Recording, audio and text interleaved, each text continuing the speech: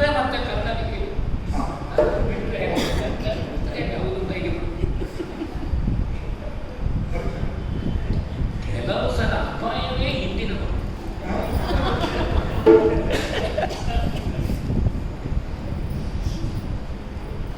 ಹೇಳಿದ ನಮ್ಮ ಕೆಲವರು ಸೋಲಿಗೆ ಸಾವಿರ ಕಾರಣ ಹೇಳಿದ್ರು. ಆ ಕಾರಣದಿಂದ ಹೀಗಾಯ್ತು, ಹೀಗಾದ್ದರಿಂದ ಹಾಗಾಯ್ತು ಅಂತ ನೋಡಿ ಸಾರಥ್ಯ ಹೊರತು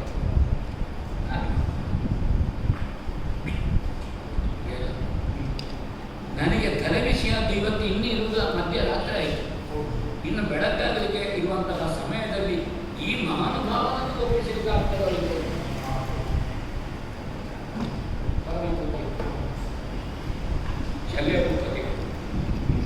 ಆಗಲಿಕ್ಕೆ ನನಗೆ ಮಾವ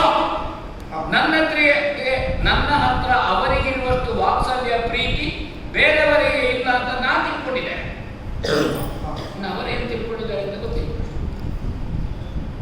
ನನಗೂ ಅವರ ಹತ್ರ ಇರುವಷ್ಟು ಗೌರವ ಬೇರೆ ಯಾರ ಹತ್ರ ಇಲ್ಲ ಅಂತ ಇವತ್ತಿಗೆ ರಾತ್ರಿ ಮಾಡಬೇಕು. ರಾತ್ರಿ ನಾವು ಮಾಡಬೇಕು. ರಾಜಕೀಯದ ಬಿಟ್ಟ ಅಭ್ಯಾಸ ಆಗಿದೆ ನನಗೆ. ಏನು ರಾತ್ರಿ ಜನ ಕರ್ಕೊಂಡೋಗ್ಲಿಕ್ಕೆ ಉಪಾಯ ಇಲ್ಲ. ಅವರಿಗೆ ಕೆಲವೊಮ್ಮೆ ಜನ ಇಲ್ಲದಿದ್ದರೆ ಸಿಟ್ಟು ಬರೋದು. ಇವತ್ತು ಇಲ್ಲಿ ಯಾರು ಇಲ್ವೋ ಕೆಲವೊಮ್ಮೆ ಯಾಕೆ ಅವರನ್ನು ಕರ್ಕೊಂಡು ಬನ್ನಿ, ಅವರಿಗೆ ಎಷ್ಟೊತ್ತಿಗೆ ಸಿಟ್ಟು ಬರ್ತದೆ ಅಂತ ಅವರಿಗೆ ಗೊತ್ತಿಲ್ಲ. ನಾನೇ ಮತ್ತೆ ಹೇಳ್ತೀನಿ, ಸ್ವಲ್ಪ ಸಿಟ್ಟಿನಲ್ಲಿದ್ದೀವಿ. ಅವರನ್ನು ಕಾಣಲಿಕ್ಕೆ ಏನು ಬೇಕು, ಯಾವುದೇ ಹೊತ್ತಿನಲ್ಲಿ ಅವರಿಗೆ ಏನು ಬೇಕು ಅಂತ ನನಗೆ ಗೊತ್ತಿಲ್ಲ.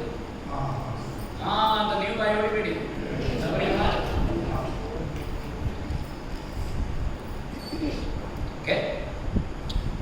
ಅವರಿಗೆ ಪಾನೀಯವಾಗ ಬೇಡ, ಪಾನಕ ಬೇಕು.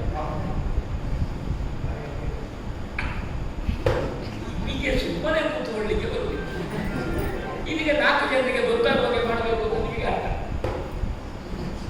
ಗೊತ್ತಿದ್ದವರಿಗೆ ಗೊತ್ತುಂಟು, ಗೊತ್ತಿಲ್ಲದವರಿಗೆ ಗೊತ್ತಾಗೋದು ಬೇಡ. ನನಗೆ ಗೊತ್ತುಂಟು ಅಂತ ನಿಮಗೆ ಗೊತ್ತುಂಟು, ನಿಮಗೆ ಗೊತ್ತಿಲ್ಲದಿದ್ದರೂ ಗೊತ್ತುಂಟು ಅಂತ ನನಗೆ ಗೊತ್ತುಂಟು.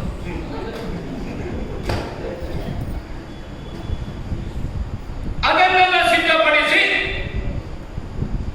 ಯಾವ ಸ್ಥಿತಿಯಲ್ಲಿ ಇರ್ತಾರೆ ಅಂತ ಹೇಳಲಿಕ್ಕೆ ಬರುವುದಿಲ್ಲ. ಯಾವ ಸ್ಥಿತಿಯಲ್ಲೇ ಇರಲಿ, ನಮ್ಮ ಕನ್ನಡನೊಂದು ಸುಸ್ಥಿತಿಗೆ ತರಬೇಡೋ, ಇವರನ್ನು ಜೊತೆ ಮಾಡಬೇಡೋ. ಅದಕ್ಕೆ ಬೇಕಾಗಿ ನನ್ನ ಪೂರ್ಣ ಪ್ರಯತ್ನ ಯುದ್ಧವನ್ನು ಗೆಲ್ಲುವುದಕ್ಕೆ.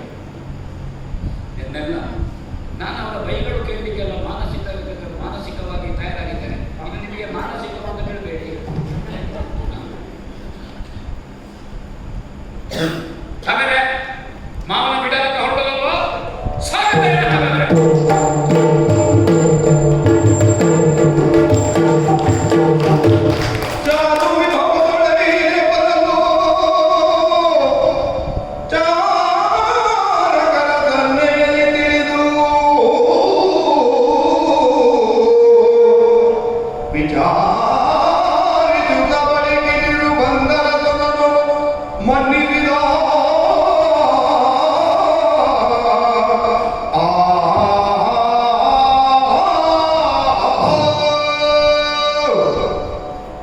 ಸಮಾಧಾನವೋ ಸಂಕಟ